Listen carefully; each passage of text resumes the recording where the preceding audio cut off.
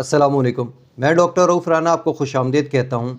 आज ज़िक्र करूँगा तफसील के साथ एक दवा लेट्रोज़ोल के मुतालिक। लेट्रोज़ोल की दवा मुख्तलिफ़ ब्रांड नेम्स के साथ पाकिस्तान में अवेलेबल है। ये ब्रांड नेम आपकी स्क्रीन पर नज़र आ रहे हैं।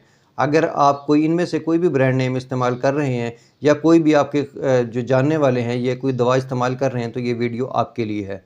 लेट्रोज़ोल एक दवा है जो बुनियादी तौर पर ब्रेस्ट कैंसर के इलाज के लिए इस्तेमाल की जाती है, ख़ास तौर पर इन ख़वातीन में जो मेनोपॉज़ के बाद इस बीमारी का शिकार होती हैं।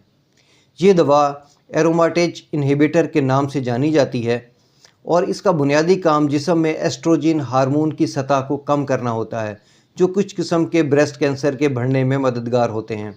जब एस्ट्रोजन की सतह कम हो जाती है तो कैंसर के खुलिये की जो अफजाइश है वो सुस्त हो जाती है या यूँ कहें कि रुक जाती है, जिससे बीमारी का जो मज़ीद फैलाव है वो रुक जाता है।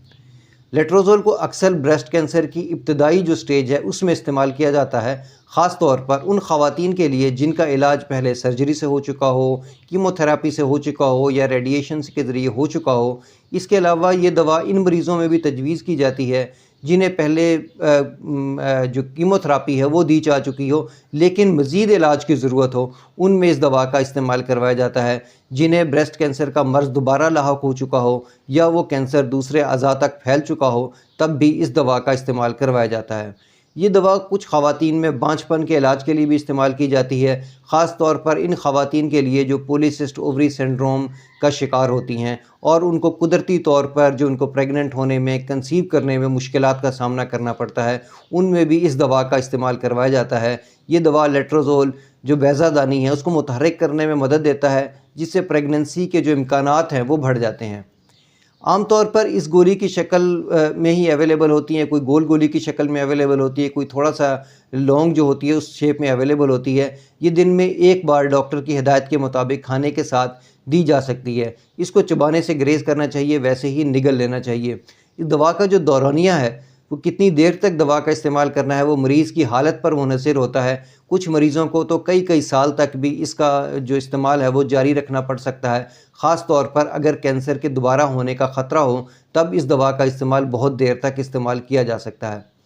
अच्छा, दूसरी अद्वियात की तरह इस दवा के भी कुछ मुमकिन साइड इफ़ेक्ट्स हो सकते हैं। इसके साइड इफ़ेक्ट में थकन होना, सर दर्द होना, जोड़ों में दर्द होना, मतली की कैफियत होना, हड्डियों की कमज़ोरी हो जाना, पसीने की ज़्यादती हो जाना, हड्डियों का भुरभुरा हो जाना, इस तरह के जो साइड इफ़ेक्ट हैं ये हो सकते हैं। कुछ मरीज़ों को डिप्रेशन, टेंशन या मूड स्विंग जो हैं वो भी हो सकते हैं।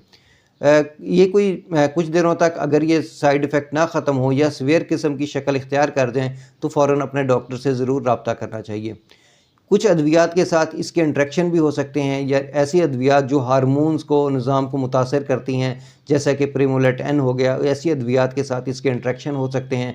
अगर आप कोई ऐसी अद्वियात इस्तेमाल कर रहे हैं जो हार्मोन्स की तब्दीली को ऊपर नीचे करती हैं तो ज़रूर अपने डॉक्टर या अपने फार्मासिस्ट के मशवरे के साथ ही इस्तेमाल करें। ये दवा हमला ख़वातीन के लिए मौजू नहीं है और हमल के दौरान इसका इस्तेमाल नहीं करना चाहिए। हमेशा डॉक्टर की हिदायत के मुताबिक ही दवा का इस्तेमाल करना चाहिए। मुझे उम्मीद है कि मेरी ये मालूमात आपके लिए फ़ायदेमंद होगी। अल्लाह आपको और आपके तमाम अहले ख़ाना को सेहत वाली ज़िंदगी अता करे।